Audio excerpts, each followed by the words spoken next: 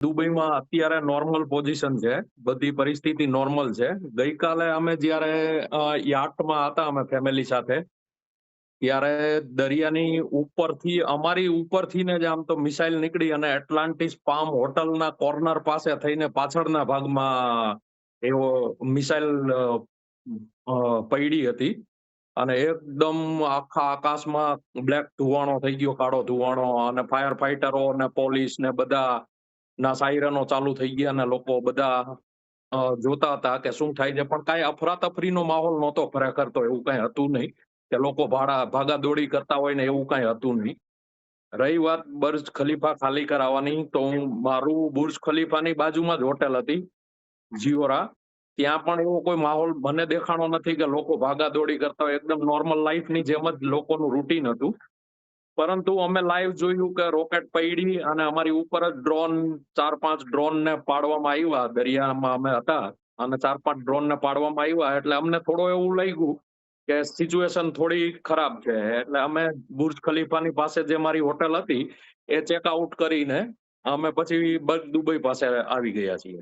રાત્રે 2 વાગે અહીંયા મેસેજ આવ્યો, એલર્ટ મેસેજ દુબઈ સરકારનો.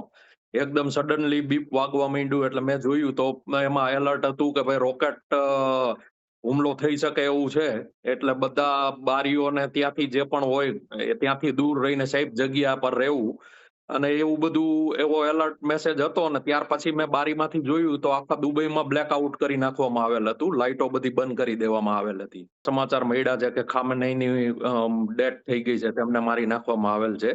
તો મને એવું લાગે છે કે પરિસ્થિતિ 1-2 દિવસમાં શાંત થઈ જશે એવી મને મારા પોતાના અનુભવ ઉપરથી લાગે છે. પરંતુ જો પરિસ્થિતિ બગડે તો અમે ભારત સરકારને એવી વિનંતી કરીએ છીએ કે અહીંયાની એર સ્પેસ બંધ છે, તો સ્પેશિયલી કાંઈ પણ ઇન્ડિયન ટુરિસ્ટો તો બહુ લોટ્સ ઓફ અહીંયા દુબઈ આવતા હોય છે ને છે પણ. હું જ્યાં હોટલમાં છું ત્યાં પણ ઘણા બધા ઇન્ડિયન ટુરિસ્ટો છે. તો એમના માટે કાંઈ પણ વ્યવસ્થા કરીને પાછા ભારત પહોંચાડે એવી મારી વિનંતી છે. મને ખ્યાલ નહોતો આવું થયું છે, કેમ કે અમે ફરવાના માહોલમાં હતા. એટલે મારા મોટા ભાઈ છે અજીતભાઈ લોખીલ, તેમણે મને ફોન કરીને જાણ કરી હતી કે ભાઈ આવું દુબઈની સિચ્યુએશન છે.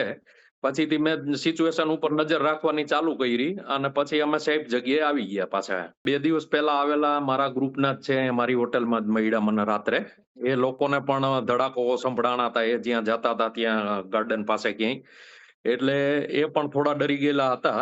પણ આમ જનરલી અહીંયા માહોલ થોડો શાંત જેવો છે, હડબડાટ વાળો નથી, એટલે લોકોને ડર ઓછો લાગે છે. મને એવું લાગે છે કે દુબઈમાં જેટલા પણ મોબાઈલ હશે એની ઉપર આવી ગયો હશે, એટલે હોટલ વાળાઓને એડવાઇઝરી દેવાની કઈ લાગી નહીં હોય. નકર રાત હતી એટલે કદાચ હવે મોર્નિંગમાં પણ દઈ શકે.